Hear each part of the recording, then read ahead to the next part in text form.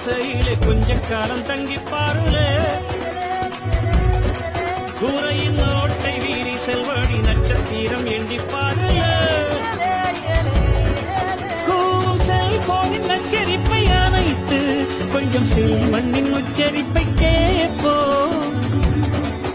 வெறும் காலில் செருப்பின்று நடந்து மண்ணோடு பேசிக்கொண்டு போவோம் மழலைகள் ஆவோ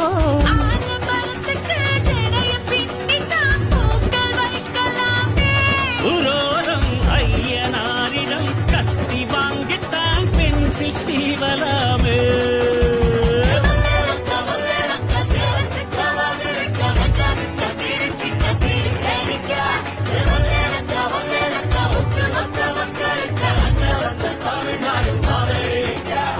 காவிரியாரும் கை குத்தல் அரிசி